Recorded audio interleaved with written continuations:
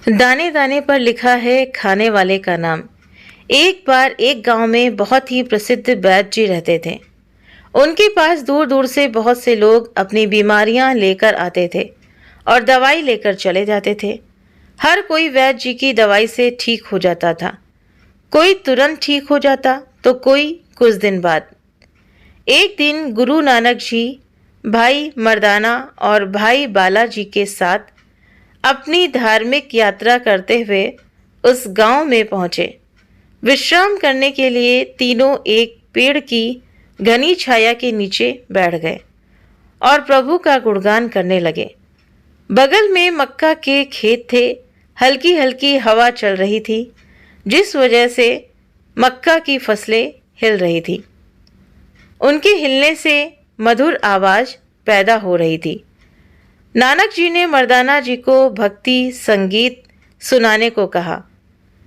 तब भाई मर्दाना जी अपनी सारंगी बजाते हुए अच्छी सी धुन निकालते हैं और संगीत गाते हुए कहते हैं, जीना कितना सब तय है, मरना कब है वो भी तय, सोना कब और जागना कब है वो भी तय, सुख की घड़ियां कब आएंगी, दुख की घड़ियां कब जाएंगी वो भी तय है।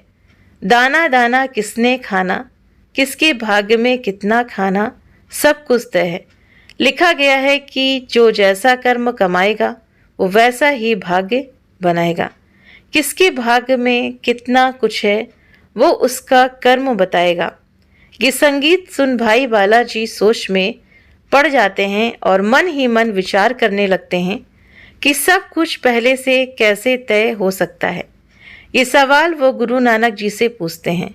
हे नानक जी, भाई मर्दाना ने संगीत में जो भी बोला है, क्या वो सब सत्य है? क्या सब कुछ पहले से लिखा जा चुका है? नानक जी मधुर वाणी में बोलते हैं, हाँ भाई बालाजी, ये सब बातें सत्य हैं, लेकिन कर्म के अनुसार। भाई बालाजी, मैं कुछ समझा नहीं। गुरु जी, जब सब कुछ पहले से तय है तो कर्म करके उसे कैसे बदला जा सकता है?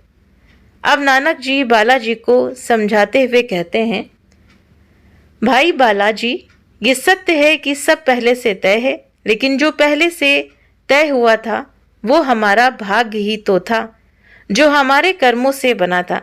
यानी कि हम अपना भाग्य अपने कर्मों से बनाते हैं।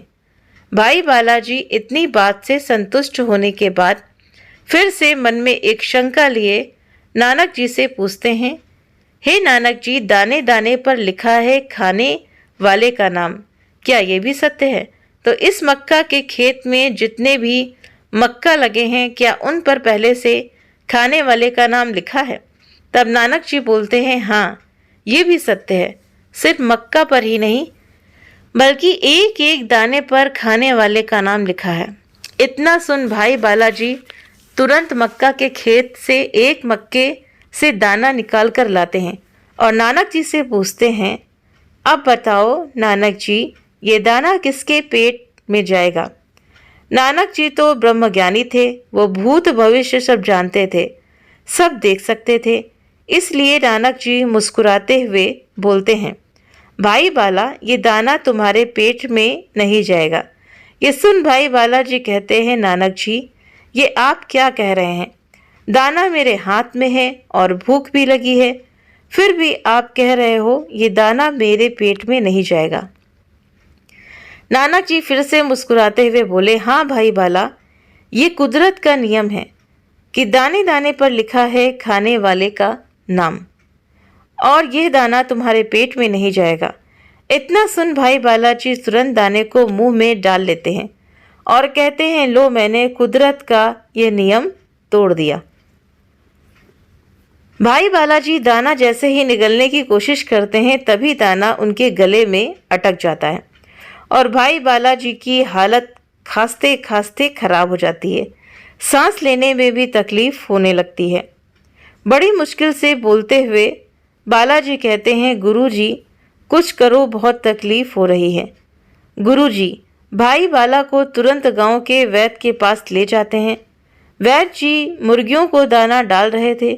गुरुजी वैद्य जी को सारी बात बताते हैं। तब वैद्य जी भाई बाला को एक नक्सीर सुंघाते हैं। जिससे भाई बाला को जोर जोर से छींकें आने लगती हैं। छींकों के इस दबाव की वजह से भाई बाला के गले में फंसा हुआ मक्के का दाना निकलकर बाहर जमीन में गिरता है। दाना जमीन में गिरते ही वहां एक मुर्गी आती है और उस दाने को खा जाती है। इस तरह दाना मुर्गी के पेट में चला जाता है। यह देख भाई बालाजी को गुरु जी की बातों पर विश्वास हो जाता है। और क्या विश्वास होता है कि दाने दाने पर लिखा है खाने वाले का नाम। तब भाई बालाजी गुरु जी से माफ़ी मांगते हुए कहते हैं, गुरु जी मुझे माफ़ कर दो, मैं मूर्ख आपकी बातों पर शक कर रहा था। तो सच बात है कि जितना भी अन्न जिसके भाग्य का होता है वो खाकर रहता है, और अगर उसके भाग्य में नहीं है तो आगे 56 भोग की थाली भी परस कर आए ना, अगर आपके भाग्य में नहीं है तो आप उसे नहीं खा सकते हो। तो इसीलिए सत्य कहा गया है कि दाने दाने पर लिखा है खाने वाले का नाम। भगवान अगर किसी को धरती पर भेजता है तो उसके लिए हर चीज़ निर्धारित करके बैठता है। तो उम्मीद करते हैं कि ये कहानी आप सभी को पसंद आई होगी। वीडियो पसंद आया हो तो वीडियो को लाइक करें, चैनल पर पहली बार है सब्सक्राइब करना ना भूलें। आप अपने कमेंट करके भी मुझे ज़रूर से ज़रूर बताएं कि आपको इससे क्या सीख मिलती है, इस कहानी से क्या सीख मिलती है। आप सभी के सहयोग के लिए बहुत बहुत दिल से धन्यवाद, शुक्रिया।